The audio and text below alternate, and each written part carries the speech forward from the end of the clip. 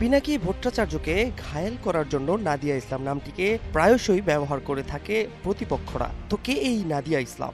পিনাকি ভট্টাচার্যের সাথে কেন এই নামটা উঠে আসে বারবার?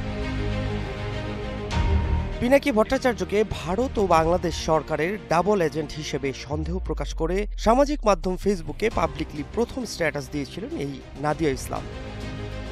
সোমবার ২৬ ফেব্রুয়ারি পিনাকিকে নিয়ে নিচের ভেরিফাইড ফেসবুকে স্ট্যাটাস দিয়ে ফের আলোচনায় আসেন নাদিয়া ইসলাম। স্ট্যাটাসে নাদিয়া লেখেন, ৩ ইঞ্চির উত্তরপাড়া আলাইন্ডের ছবি রিপোর্ট কইরা সরানো হইছে, সুতরাং আমারে ঘাটানোর পুরস্কার হিসাবে আমি স্টিকার সারা ছবি সাপ্লাই দিব। একজন হাত তুলেন যিনি সার্কুলেট করতে পারবেন, ইনবক্সে মাল পাবেন।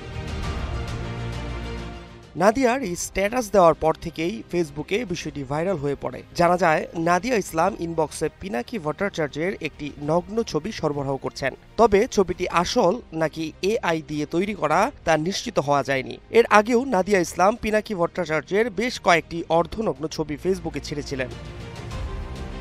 তবে নাদিয়া ইসলাম ও পিনাকি ভট্টাচার্য পূর্ব পরিচিত এবং একসময় তাদের প্রেমের সম্পর্ক ছিল এমন গুঞ্জন রয়েছে।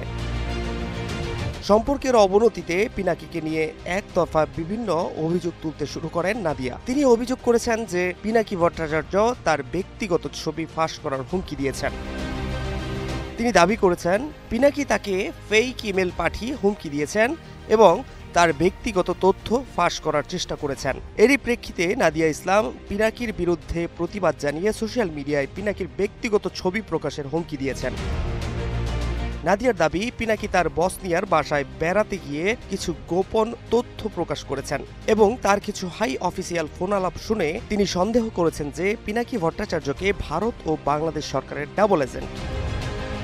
এদিকে পিনাকি ভট্টাচার্যের সূত্র এসব অভিযোগ অস্বীকার করে নাদিয়া ইসলামের বিরুদ্ধে পাল্টা অভিযোগ তুলেছেন। তাদের দাবি, নাদিয়া ইসলাম তার ব্যক্তিগত ছবি ফাঁস করে তাকে হেনস্থার চেষ্টা করেছেন।